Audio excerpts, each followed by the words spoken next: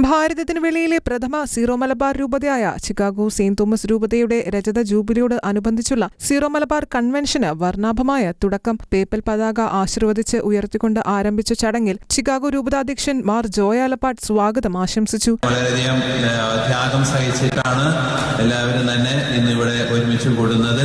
ഈ 3-4 ദിവസം നമുക്ക് വളരെ സന്തോഷമായിട്ടും നമ്മളുടെ വിശ്വാസത്തിന്റെ ഒരു വലിയ പ്രഖ്യാപനമായിട്ട് ഈ ദിവസങ്ങള് നിങ്ങൾ ചെലവഴിക്കണമെന്ന് പ്രത്യേകം ഓർമ്മിപ്പിക്കുകയാണ്. ഒരു കുടുംബം എന്ന രീതിയിൽ അമേരിക്കയിലെ നമുക്ക് സ്ഥാപിച്ചു കിട്ടിയിരിക്കുന്ന സീറോ മലബാർ സഭ എന്ന ആ കുടുംബത്തിന്റെ ഏറ്റവും ഉന്നതമായ ഒരു സമ്മേളനമാണ് ഈ ദിവസങ്ങളിൽ ഈ ചിക്കാഗോ പട്ടണത്തിന്റെ ഹൃദയഭാഗത്ത് നടന്നുകൊണ്ടിരിക്കുന്നത്. ഇതില് വളരെയധികം നന്മകൾ നേർന്നുകൊണ്ട് വളരെയധികം പേര് വിദൂരങ്ങളിൽ നിന്നും ഇവിടെ വന്നിട്ടുണ്ട്. നിങ്ങൾക്ക് എല്ലാവർക്കും ഞാൻ സ്വാഗതം ആശംസിക്കുന്നു. രൂപതയുടെ പ്രഥമാധ്യക്ഷൻ മാർ ജേക്കബ് അങ്ങാടിയത്തിന്റെ മുഖ്യ കാർമ്മികത്വത്തിൽ അർപ്പിച്ച ദിവ്യബലിയോടെയാണ് കൺവെൻഷന് ഔദ്യോഗിക ആരംഭമായത്. കർത്താവിന്റെ കരം പിടിച്ച് ഇനിയും മുന്നേറാൻ ചിക്കാഗോ രൂപതയ്ക്ക് സാധിക്കട്ടെ എന്ന് അഭിവന്യമാർ ജേക്കബ് അങ്ങാടിയത്ത് പിതാവ് വചന സന്ദേശത്തിൽ ആശംസിച്ചു.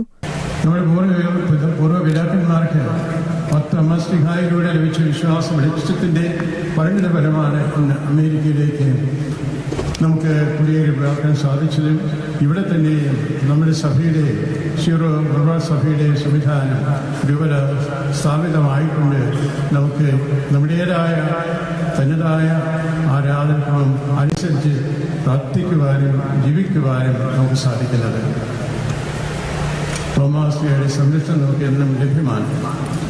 നമ്മൾ ഉള്ളു തുറന്ന് പ്രാർത്ഥിച്ചുകൊണ്ട് ആഗ്രഹിക്കുന്ന നിയോഗങ്ങൾ സമർപ്പിച്ചുകൊണ്ട് പ്രാർത്ഥിക്കുമ്പോൾ അപ്പസ്തലൻ നമ്മുടെ കൂടെ നടന്നുകൊണ്ട് നമുക്ക് അനുഗ്രഹങ്ങൾ ചൊരിഞ്ഞു തരുന്നു.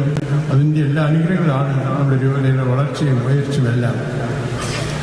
അതുകൊണ്ട് നന്ദി നിറഞ്ഞ മനസ്സോടുകൂടി ഈ രൂപതയുടെ വളർച്ചയിൽ കർത്താവ് നമ്മോട് കാണിക്കുന്ന എല്ലാ അനുഗ്രഹങ്ങൾക്കായിട്ട് നന്ദി പറയുവാൻ ഈ കുർബാന നമുക്ക് അവസരമാകട്ടെ.